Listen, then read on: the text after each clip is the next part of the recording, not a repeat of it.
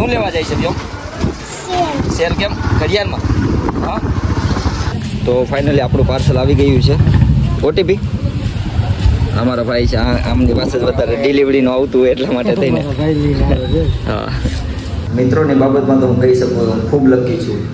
તો આ બધી બાબત માટે ભગવાનનો આભાર માનું છું. ઘણીવાર ઘણા બધા મિત્રોના અને લોકોના ફોન આવતા હોય છે કે મેંદીભાઈ મારે પણ કન્ટેન્ટ બનાવવું છે, મારે પણ યુટ્યુબર બનવું છે, મારે પણ ઇન્સ્ટામાં રીલ્સ ને બધું પોસ્ટ કરવું છે, પરંતુ મને એ ડર લાગે છે કે લોકો શું કહેશે.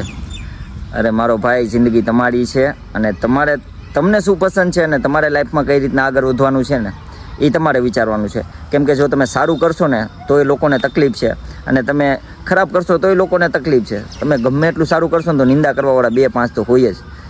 મેં જ્યારે શરૂઆત કરીને મને તો હજુ ગારું આવે છે કોમેન્ટમાં, તમે ક્યારેક વાંચજો મારી કોમેન્ટો. હજુ ગારો આવે છે, હજુ લોકો કહે છે, ગાંડો કહે છે, પણ બધું એક્સેપ્ટ કરવાનું. કોઈ પણ વસ્તુ વિશે લાંબુ નહીં વિચારવાનું. કેમ કે તમે જ્યારે કંઈક બની જશો ને ત્યારે એનો જવાબ હશે, તમારે કાંઈ કહેવું નહીં પડે. તો તમારી લાઈફ છે અને તમારા સપના છે તો તમારે પૂરા કરવા પડશે. લોકો શું કહે છે એમ કરીને તમે મૂકી દેશો ને તો જિંદગીમાં તમને લોકો આગળ વધવા નહીં દે ને તમને જીવવા પણ નહીં દે. એટલું યાદ રાખજો. અને ભાઈ, કહેવત છે ને કે કુછ તો લોગ કહેંગે, લોગો કા કામ હે કહેના. કહેવા દો, તમારા મગજમાં નહીં લેવાનું. બધી વસ્તુ અહીંથી સાંભળીને અહીંથી કાઢી લેવાની. હું તો કહું સાંભળવાનું જ નહીં. તમારી જિંદગી છે ને તમારે સપના પૂરા કરવા હોય તો. બાકી આ લોકો તમને જીવવા ન દે એ તો પાક્કું જ છે. તમને પડ તમને તોડી નાખે. તમારા સપના છે, તમારી ફેમિલીને તમારે ફીડ કરવાનું છે. એ લોકો આવીને તમારી ફેમિલીને નહીં કંઈ ભોજન આપી જાય. તમારે હાથે કમાણી કરીને તમારે તમારા ફેમિલીનું પૂરું કરવાનું છે. તમારા સપના હોય તો ભાઈ મૂકતા નહીં, અને સપના પૂરા થાય છે એ હકીકત છે. હેલો મિત્રો, હું છું આપનો મેન્ડી. મારા નવા વ્લોગમાં આપ સૌનું સ્વાગત કરું છું. સૌપ્રથમ સૌને જય માતાજી, જય શ્રી કૃષ્ણ. રોજ નવી સવાર થાય છે અને રોજ નવી એક ઓપોર્ચ્યુનિટી લઈને સુરત દાદા ઉગે છે. તો જો આપણો કાલનો દિવસ ખરાબ ગયો હોય તો આજે સુરત દાદા ઉગે છે એમ આપણે ફરીથી ઉગી અને નવી શરૂઆત કરવી જોઈએ અને જીવનમાં આગળ વધવું જોઈએ. તો સવારમાં બગીચા આવ્યો હતો તો વિકીભાઈ પણ અહીંયા અમને મળી ગયા છે, કસરત કરતા હતા. અને વિકીભાઈ થોડા ફિટ રહેવા માંગે છે અમારા જેમ, એટલે હું પણ ફિટ રહેવા માંગુ છું. પણ પછી ક્યારેક એટલો બધો નાસ્તો ને બધું વધી જાય છે ને પછી ભૂખ પણ મને એટલી લાગે, એટલા માટે થઈને સવારે પાછું આવવું પડે. અને હવે ટ્રાય કરું છું કે બધું થોડુંક બહારનું મારું ફાસ્ટ ફૂડ બહુ વધારે હતું તો એ બધું ઓછું કરું અને થોડુંક ઘરનું જમવા તરફ વધારે ધ્યાન દઉં. હવે ટાઈમ થઈ ચૂક્યો છે ઘરે જવાનું. વિકીભાઈ પણ નીકળી રહ્યા છે ઘર બાજુ. ચલો વિકીભાઈ મળીએ દુકાને. સીતારામ. રક્ષકભાઈ માટે જો મેગી બનાવું છું. હું પણ થોડી ખાઈશ પણ એમની માટે બનાવું છું. આમ તો એ ભાઈ થોડુંક આજે ઉઠવામાં લેટ થઈ ગયું છે એટલા માટે થઈને. તો રોજ સવારની જેમ આજે પણ મહેશભાઈની શોપે બધાને સીતારામ કરવા માટે. ભરતભાઈ સીતારામ. સીતારામ. મહેશ સીતારામ. સંતોષ સીતારામ. ગણપત નથી આવ્યો? ક્યાં છે? દુકાને છે. એનું તો કામ હતું મેં. સીતારામ કેવું દે? સીતારામ. સીતારામ. તમને પણ સીતારામ. તો હવે ટાઈમ થઈ ચૂક્યો છે શોપે જવાનો અને કામ ધંધા કરવાનો. સંતોષભાઈ ચલો, તમારું પાર્સલ આવવાનું હતું, આવ્યું ને? ક્યારે આવશે? હે? સાંજે આવશે એમ? ચલો તો આપણે નીકળીએ શોપે. હાલ. 2 જ આવ્યા, હજી 1 નથી આવ્યા. પેટ્રોલના પૈસા નથી. 20,000 આપી દો. અહીંયા તમે જોઈ શકો છો સવારમાં અમારી શોપે એક કેટ આવી છે. એની આંખ જો, બ્લુ આંખ છે. બોલો. તો હવે ટાઈમ થઈ ચૂક્યો છે શોપ બંધ કરી અને ઘરે જવાનો, જમવાનો.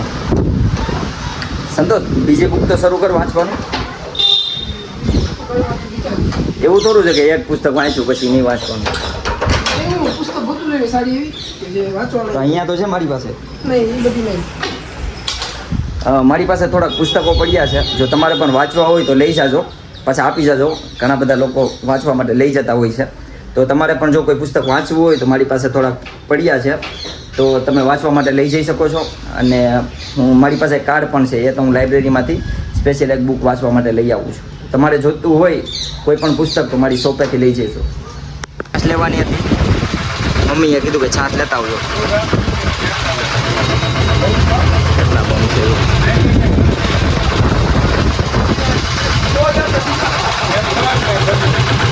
આજે ફરી એક પેન્ટનું પાર્સલ આવ્યું છે અને ડિલિવરીવાળા ભાઈનો ફોન આવ્યો હતો કે ભાઈ તમારું પાર્સલ લઈ જાજો. તો આપણે જઈએ પાર્સલ લેવા માટે થઈને, અને શોપ ખોલવાનો પણ ટાઈમ થઈ ચૂક્યો છે. તો આ બધું સાથે જ આપણે બતાવીએ. સંતોષભાઈ પાર્સલ આવ્યું છે, લેવા જવું છું. ક્યાં છે? ગામમાં છે. શોપે જાય તો રસ્તામાંથી લઈ લેશું. ચા પીવડાવશું કે મહિલાની મારા છે. હા, ફોન કાઢવા જાવ ને તો પૈસા પડી ગયા તો મારા છે. ચા પીવડાવ, ચાલો ચાલશે. ભાઈ એના હાલે. શું લેવા જાય છે બ્યો? શેર. કેમ? ઘડિયાળમાં? હા, ચા પી દો. ક્યાં ગયા તારા કાકા? આજે ઘરે ચા નહોતી પીધી ને એટલા માટે હવે તેને બહાર ચા પીવું. પકડ નહીં ધકે છે તને, પકડતા નહીં આવડતું ચા. અરે બે છે ધકે માર ચા ની ચુસ્કી. તો ફાઇનલી આપણું પાર્સલ આવી ગયું છે. ઓટીપી અમારા ભાઈ છે, આમની પાસે જ વધારે ડિલિવરીનું આવતું હોય એટલા માટે થઈને. હા, ઓટીપી આવ્યું છે મંદીભાઈ. હાલો જોઈ લો. મંદીભાઈ રોજ તમારા માટે નવા નવા કપડાનો સ્ટોક મંગાવે છે. તો શોપે વિઝિટ કરો, અથવા મારી પ્રોફાઇલમાં જોઈએ, અને બધું ઓનલાઈન પણ હું રાખું છું, અને ઓનલાઈન ઓર્ડર પણ ચાલુ જ છે આપણે. તો તમે ઓનલાઈન ઓર્ડર પણ કરી શકો છો, અને નવો સ્ટોક બધો અપડેટ થઈ રહ્યો છે. ચલો ચલો ચલો.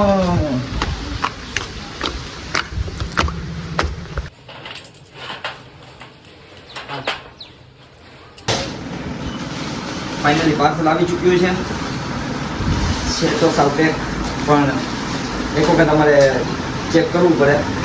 પાર્સલ ખોલીએ ને એનો વિડીયો બનાવવો પડે, ઘણીવાર એવું ફ્રોડ થતું હોય, અને મારી સાથે ઘણીવાર એવું ફ્રોડ થઈ ગયું છે, અને હજી સુધી એના પૈસા પણ અમને મળ્યા નથી. એક વખત 14 શર્ટ ઓછા હતા, અને એક વખત 2 શર્ટ ઓછા હતા, અને પછી સામે જે વેપારી હતો ને એને અમારા ફોન નથી રિસીવ કર્યા, અને એ બધું મારે રોસ કર્યું છે. એટલે ઘણીવાર આવું ધ્યાન રાખવું પડે છે, અને સામેથી તે લોકો પછી ફોન નથી કરતા. એટલે નવા કોઈ વેપારી હોય ને એની સાથે ચર્ચા કરવામાં અથવા એની સાથે ધંધો કરવામાં થોડીક આપણને તકલીફ લાગે છે. ચલાવો. તો ફાઇનલી હવે ટાઈમ થઈ ચૂક્યો છે શોપ બંધ કરી અને ઘરે જવાનો. અને સવારે ઉઠો ત્યારે પણ ભગવાનનો આભાર માનો, અને રાતે સૂવ ત્યારે પણ આભાર માનો, કેમ કે એ જ આપણું જીવન ચલાવી રહ્યા છે, અને બધી વસ્તુ આપણને પ્રોવાઈડ કરી રહ્યા છે, અને ભોજનથી લઈ અને દરેક વસ્તુ આપણને આપી રહ્યા છે. તો ભગવાનનો રોજ આભાર માનવાનું શરૂ કરો. જય દ્વારકાધીશ. ચલા જાતા હું કિસી કી ધૂન મેં ધડકતે દિલ કે તરાને લીએ. મારી માટે સૌથી વધારે મહત્વનું એ છે કે મને 3 ટાઈમ ભગવાન દયાથી ભોજન મળી જાય છે, સવાર બપોર સાંજ. એ જ મારી માટે તો સૌથી મોટી વાત છે, કેમ કે ઈશ્વરે બધું જ મને આપેલું છે. સારા માતા પિતા આપેલા છે, ભાઈ બહેન બધા જ, મિત્રો પણ. હું મિત્રના મામલામાં તો બહુ લકી છું. બહુ મારા મિત્રો બધા સપોર્ટિવ છે, અને બધા બહુ વ્યવસ્થિત માણસો છે. બધા મિત્રોની બાબતમાં તો હું કહી શકું હું ખૂબ લકી છું. તો આ બધી બાબત માટે ભગવાનનો આભાર માનું છું. અને આજનો દિવસ પણ ખૂબ સારી રીતે વીત્યો છે, અને ખૂબ મજા આવી છે. તો હવે આપણે મળીએ આવતા બ્લોગમાં. ત્યાં સુધી સૌને જય માતાજી, જય શ્રી કૃષ્ણ. હસતા રહો, અને બસ કોઈ પણ જાતનું ટેન્શન ના લ્યો. મહેંદીભાઈ છે, બ્લોગ જોતા રહ્યો, સબસ્ક્રાઈબ કરતા રહ્યો, અને હસતા રહ્યો. Thank you so much.